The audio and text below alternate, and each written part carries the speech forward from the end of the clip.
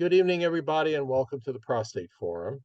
We're honored today to have Dr. Robert Heaton Jr., medical doctor with Oxford Biodynamics. He's going to talk to us about a very interesting diagnostic test that could work well with PSA draws and maybe even give a lot of men a lot of peace of mind when they get their PSA draws by doing PSE as well.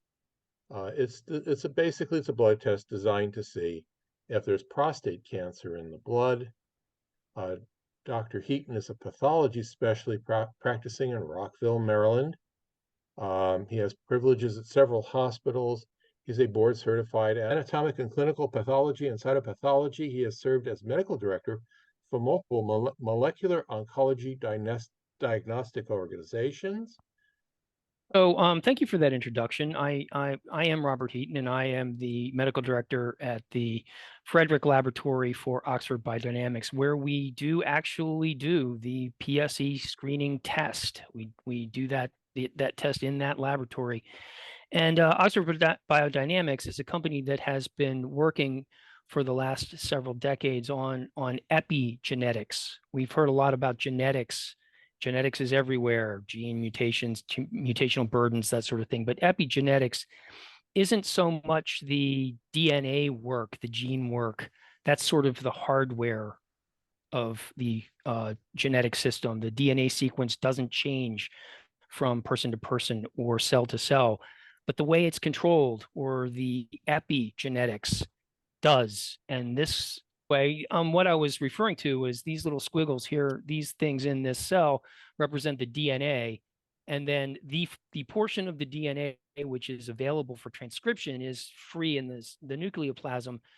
But it turns out that the DNA in the nucleoplasm gets these little protein clips here, and the little protein clips sort of force the DNA into certain conformational structures, which present different genes that are present on that DNA sequence to present next to promoters or next to other genes, which then regulates the genetic function. And these things collectively are part of the epigenetics, and measuring these things is epigenomics.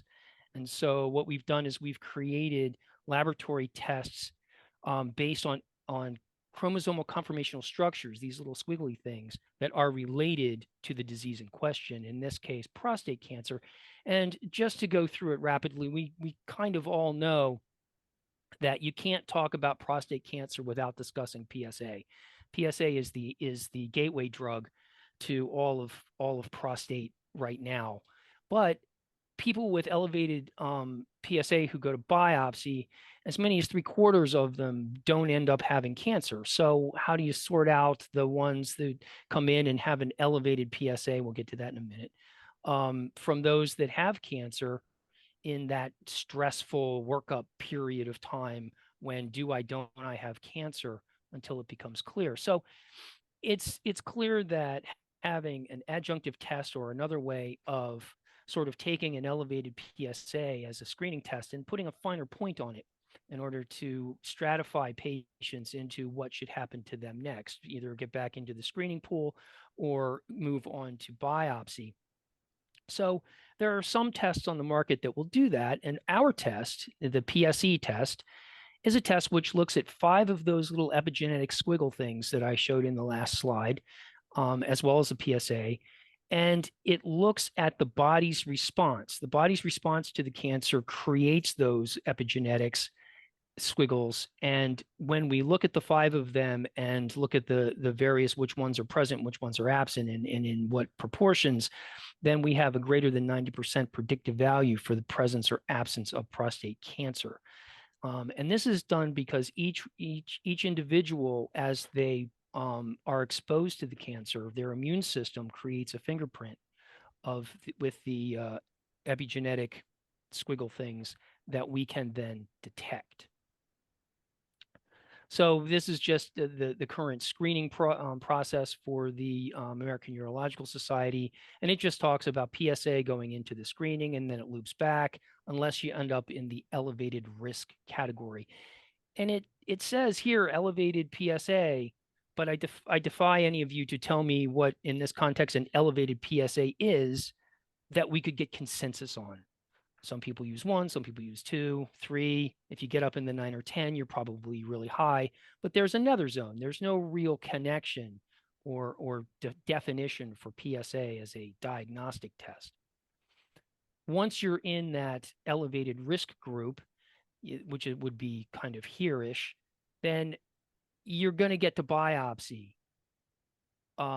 Because most people that have the elevated PSA, unless it resolves or you follow it for a while, are likely to end up in the biopsy pool. And we'll talk just briefly about why biopsies aren't for everybody. But now, recently, we have this box here, which, according to the Professional Association, is an optional box, and it's adjunctive biomarkers. And so tests that give us an adjunctive biomarker set, of which PSE is one, sort of gives patients an off-ramp to get back into the regular screening pool. So if the adjunctive marker says you're at low risk or don't have cancer, then it gives the patient and the doctor the confidence to then get back into the regular screening pool. So, but I wanted to speak just very briefly about how diagnostic or certainly screening tests work. And we've heard terms like sensitivity and specificity and positive and negative predictive values. And PSA is really a good example of a screening test. But generally speaking, a test that sensitivity is how well a test detects disease in the population. So a test that detects all patients in the population who have that disease, that sensitivity is 100%.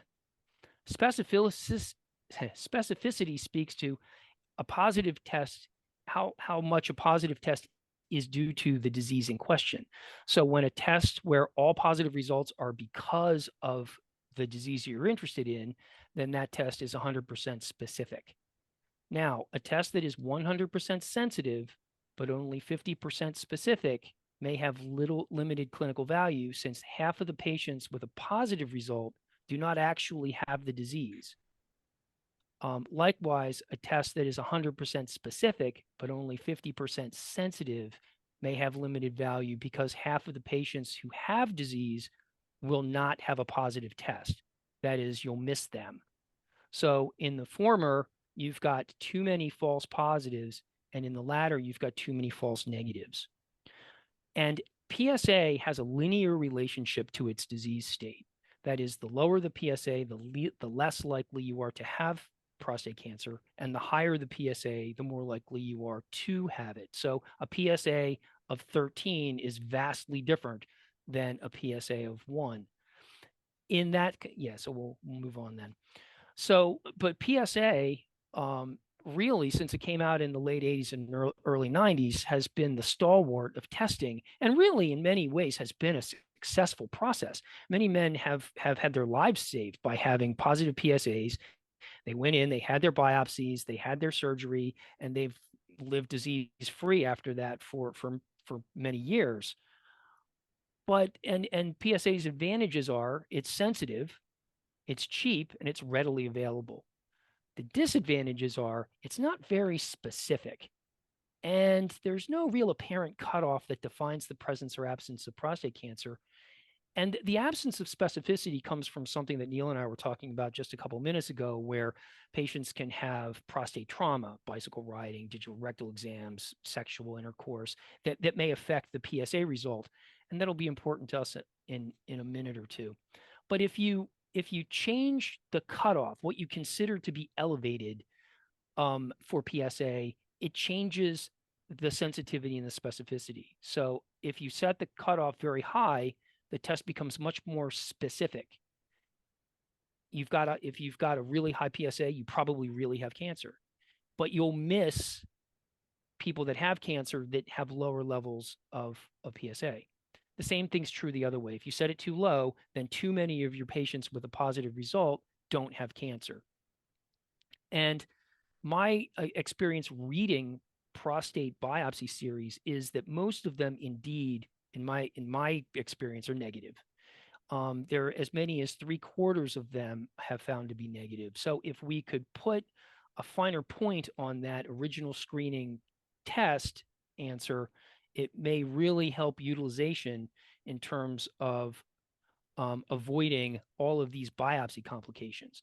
I've never had a biopsy. I imagine it's no fun. And I'm sure that there are people in the audience who have had them and know just how much fun they are. And I'm not going to go through all of these sorts of things in detail, but a biopsy is not free. It's not free in money, it's not free in time, and it's not free in terms of its complication rate. So we want to do biopsies on the men who need them and not on the men who don't. So in order to put a finer point on it, there are a couple of tests on the market. These are just a few of them. And I'm bringing up ISO PSA, which uses PSA subtyping in blood, ExoDX, which analyzes an array of tumor-related exosomes in urine. Neogenomics has a NeoLab assay, which analyzes an array of circulating tumor DNA in the blood. And there's the 4K score that uses PSA in conjunction with other clinical data to come up with a risk score. I'm going to point out that all four of these things look at something that's related to the tumor, mostly in the prostate, which is a little bit different from PSE. PSE doesn't look at the cancer itself. It looks at the body's response to the tumor and the formation of the chromosomal conformational signatures that we find in blood cells. So to that extent, this technology is a little bit different than these. So what is PSE? PSE became available in September. It's a pretty standard blood test. It uses about 2 milliliters of blood collected under standard conditions. We look at the 5 epigenetic markers that we talked about and combine it with the PSA value to come up with a result. The PSA doesn't look at what's in the prostate. So consequently, anything that has to do with the prostate doesn't affect the result. So bicycle riding isn't going to change the PSE result. PSE has very high accuracy, positive predictive value, and sensitivity greater than 90%. It can specificity greater than 90%.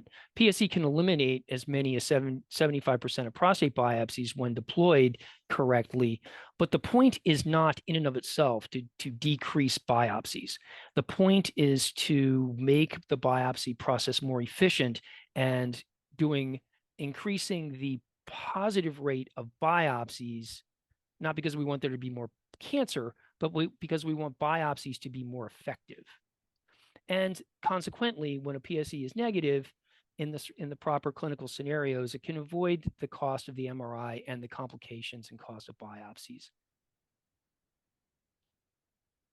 So the way it works briefly is you have the tumor, the blood cells, the lymphocytes get in there, they get exposed to the tumor. They do what lymphocytes do, which is they open up their DNA and they try to come up with antibodies or some sort of a cell-mediated response to the tumor.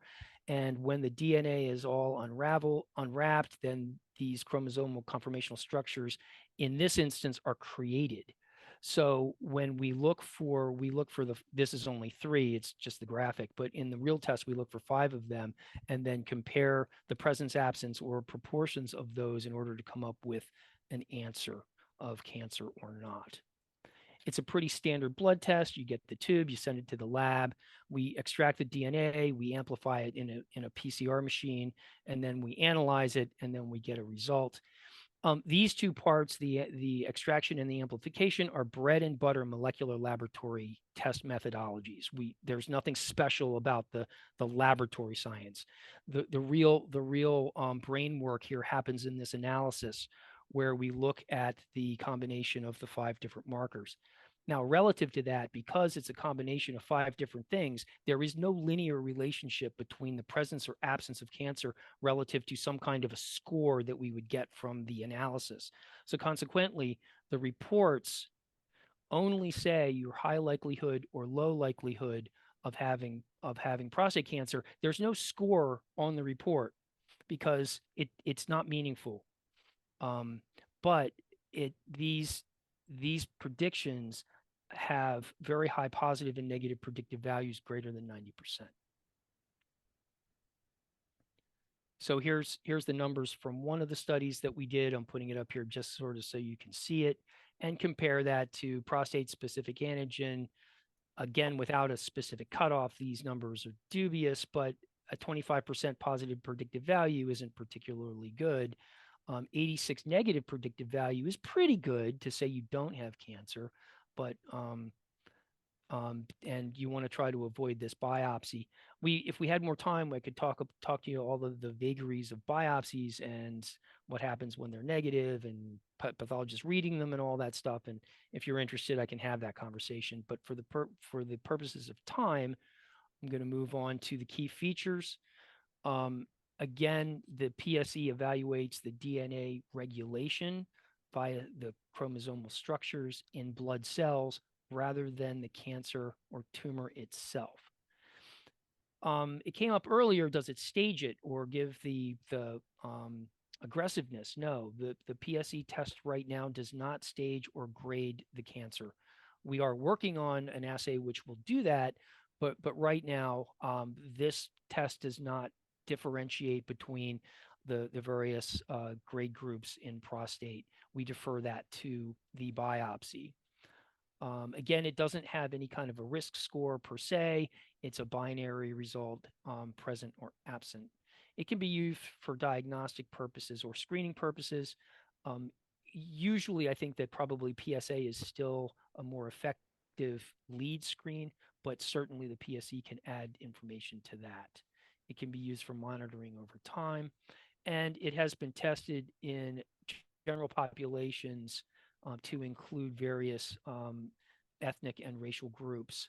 So we really think that this is going to be applicable to everybody who would need it. So how would this be used in sort of clinical practice? So the way I see it, mostly the PSE, the PSA, the original screening test is done kind of either in a primary care doctor's office, or as Neil and I were talking about earlier, sort of screening events. You know, you show up at the truck and you get your blood drawn, and then you get your PSA value, and then it's high, and okay, now what am I going to do? So then you go to your doctor, and the doctor says, "Oh, you've got a PSA of 3.5. Now this is what we're going to do." Well, what are you going to do with a PSA of 3.5? It's high. It's not super high. Do you need a biopsy? I don't know.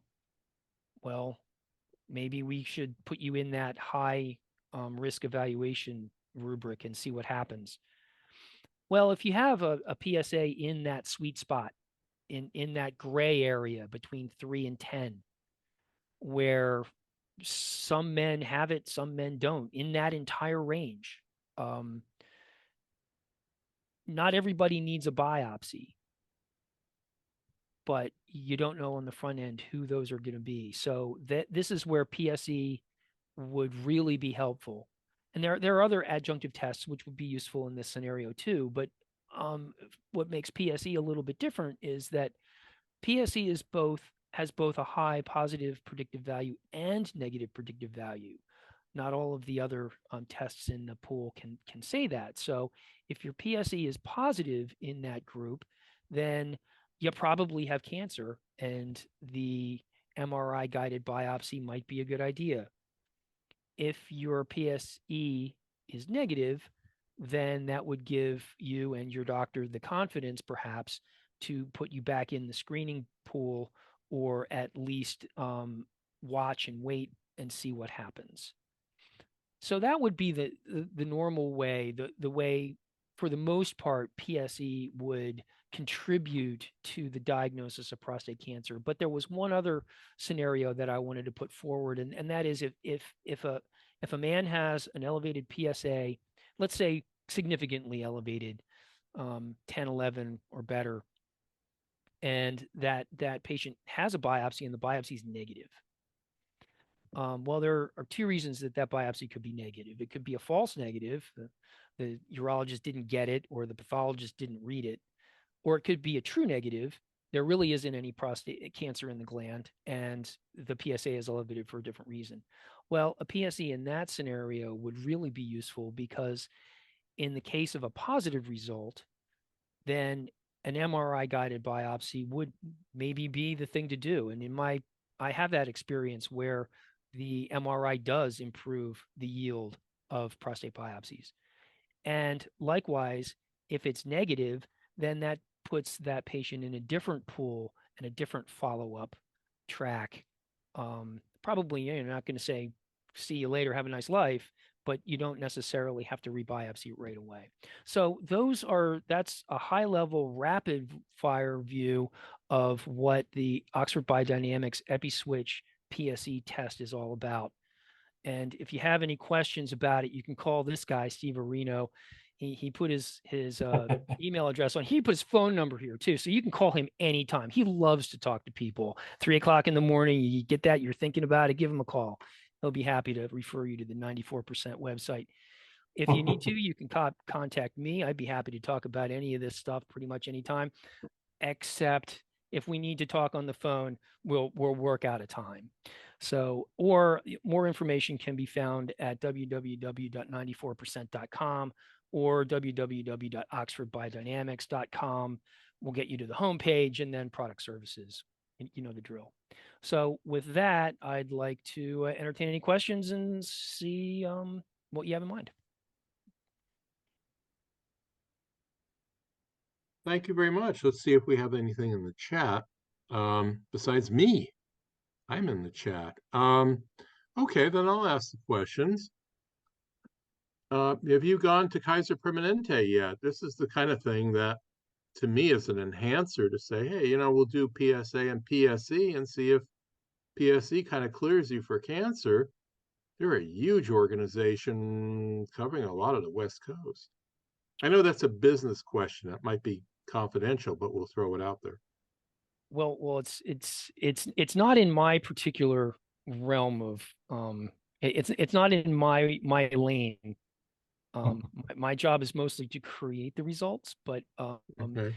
I'm sure that Steve will address that one. The answer is yes. We're not going just yet. We are building cases, as you can imagine. We have a CLA or PLA code, CPT PLA code, and we're working with Medicare on a price for the test. We do have another test on the market that has a Medicare reimbursement price. It's a similar test in that sense that it works on these chromosomal conformations.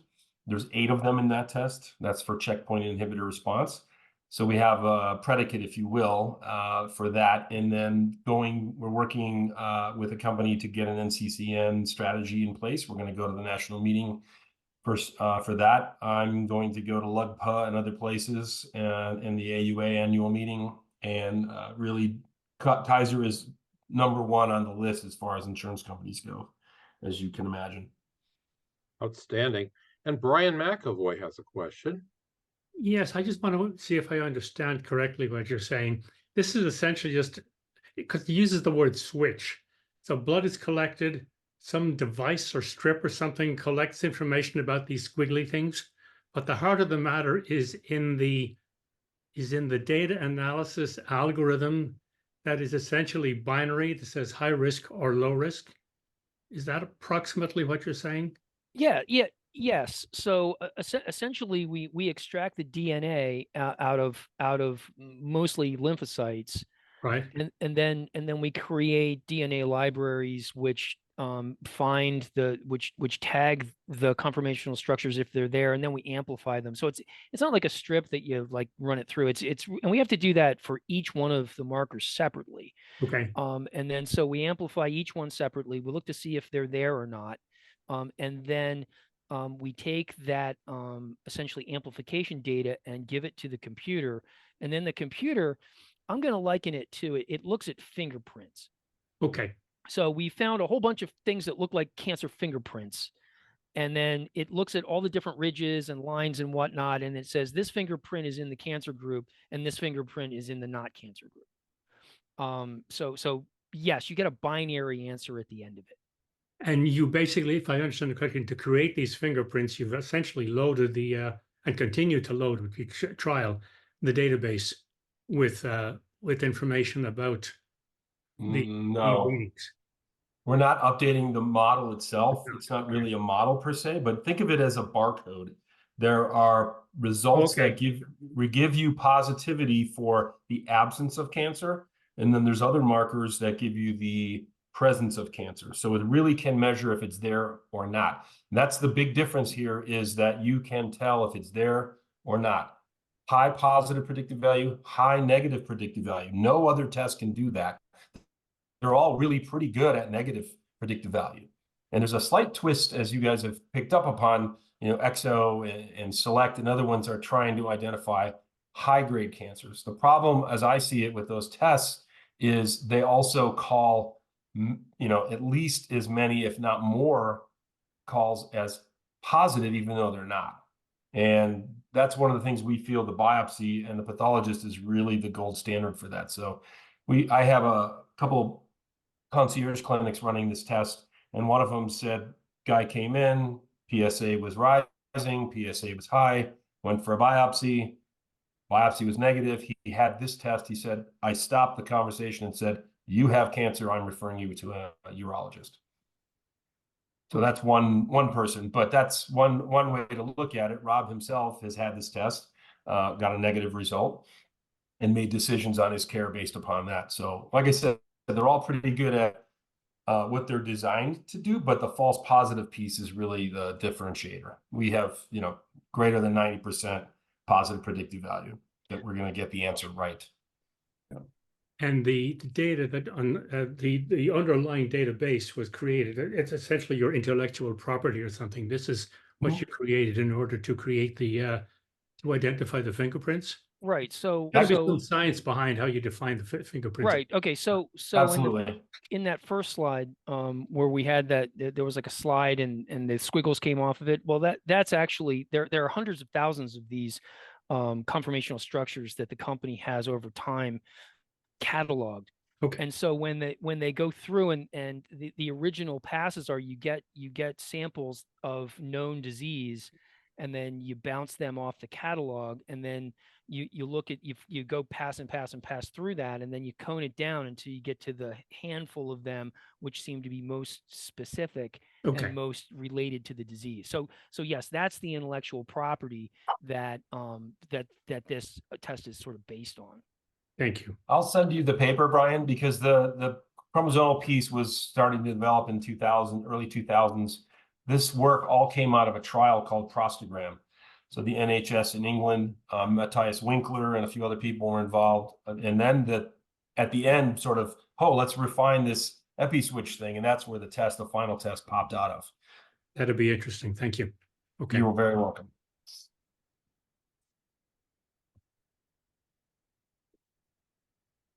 Ira, I know you had a question here. How does one tell the difference between these blood and urine tests? In other words, we've had urine tests around for a while. How does this differentiate itself from other tests? Okay, so if you're, this is going to go back to the actually analyzing something that comes from the prostate. So if you're collecting urine, then you're counting on the prostate cancer to be shedding something into the urine, sort of prostate goo. And and many of the tests are looking for prostate goo in the blood too. PSA is prostate goo from a broader perspective. So urine is also chancy because there's flow rates involved, and the prostate is involved with urine, but only kind of as a transmittal thing. There's a lot of variation in what sort of sample one is going to get in urine. This test is differentiated from those sorts of tests in that it's not dependent on what's in the gland at the time that the specimen is collected, because it's measuring the body's response to the cancer that's in the gland. And the circulating lymphocytes are going to be much more stable than anything that has to do with hoping that something extrudes from the prostate gland itself. So the ability to collect the immune cells from a peripheral blood sample is much more stable than looking for a prostate cancer direct related sample. I hope that addresses the question. Yeah. One of the things that tells you about the stability Rob mentioned is we can actually take a blood tube, ship it at ambient temperature, and we're up to about 35, 40 days stability to get the same answer. So these are really stable structures. It's not isolating exosomes. That's robust it's not as robust as doing this type of methodology. And I'd be happy to send either links or papers to the team, to the group here, to get you guys up to speed on what we've been doing with these. Outstanding. Gentlemen, thank you very much. We're going to continue on with the support group and discontinue recording here. And we look forward to talking to you again, and we look forward to you presenting to us again. Alrighty then. Well, thank you so much for the opportunity. Have a great afternoon.